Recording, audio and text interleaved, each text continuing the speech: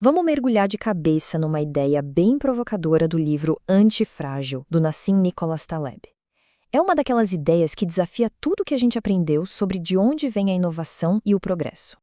Olha que frase forte! A ideia aqui é que as pessoas que realmente fazem as coisas acontecerem, raramente são as mesmas que param para escrever sobre elas. E entender essa diferença, bem, isso muda tudo. Sabe, a história que geralmente nos contam sobre como o progresso funciona é super simples, bem arrumadinha. É o que chamam de modelo linear. Basicamente, é a ideia de que o conhecimento nasce na academia, na pesquisa pura, e depois, só depois, ele é aplicado no mundo real. Taleb brinca que isso é como tentar ensinar os pássaros a voar. Eles já sabem, né? A gente é que chega depois para descrever o voo. E essa narrativa está em todo lugar, dos livros didáticos às decisões de governos. Mas o grande problema é que quando a gente olha para a história de verdade, a inovação raramente segue esse caminho bonitinho. Então, vamos olhar mais de perto como as coisas realmente aconteceram em várias áreas importantes. Pega o mercado financeiro, por exemplo. A história oficial é que os acadêmicos geniais criaram as fórmulas de derivativos que os traders usam.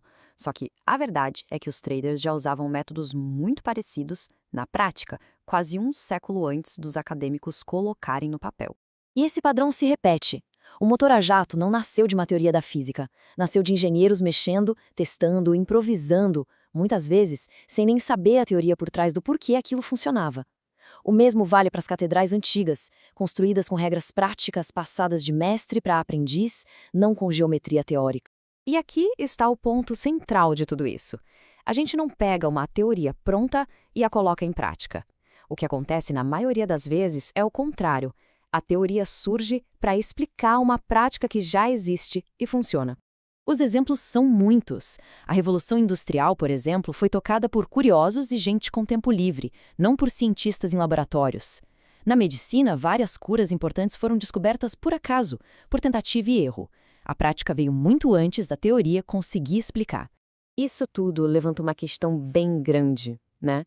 Se a realidade mostra outra coisa, por que essa ideia de teoria primeiro é tão forte e tão aceita? Pois é, a resposta pode ser mais simples do que parece. Quem está com a mão na massa, construindo, inovando, está ocupado fazendo. Quem tem tempo e o incentivo para escrever artigos, livros e contar a história? Geralmente são os teóricos, os acadêmicos.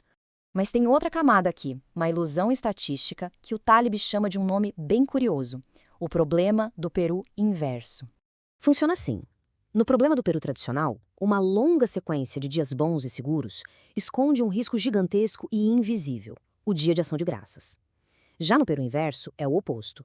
Uma longa sequência de pequenos fracassos, de tentativas que não deram em nada, esconde um ganho potencial enorme e invisível.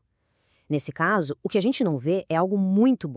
É exatamente por isso que o processo de tentativa e erro parece tão ineficiente. A gente só vê as pequenas perdas, os experimentos que falharam. O que a gente não vê é aquele um acerto gigantesco que pode mudar o jogo e que paga por todas as falhas anteriores. Por isso, a gente tende a não dar o devido valor à experimentação. Na indústria farmacêutica, isso é gritante. A iniciativa privada, que depende totalmente desse modelo de tentativa e erro, é responsável por desenvolver 9 de cada 10 novos medicamentos importantes. Não é a pesquisa acadêmica planejada de cima para baixo. Certo. Então qual é a lição que fica disso tudo? Como dá para usar essa ideia no mundo real? A grande conclusão é que o progresso não vem de um grande plano central. Ele é um processo meio bagunçado que emerge de baixo para cima a partir de gente que está tentando, errando e descobrindo coisas no caminho.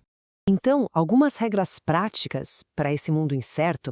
Primeiro, buscar o que Taleb chama de opcionalidade, que são situações onde o risco de perda é pequeno, mas o potencial de ganho é enorme.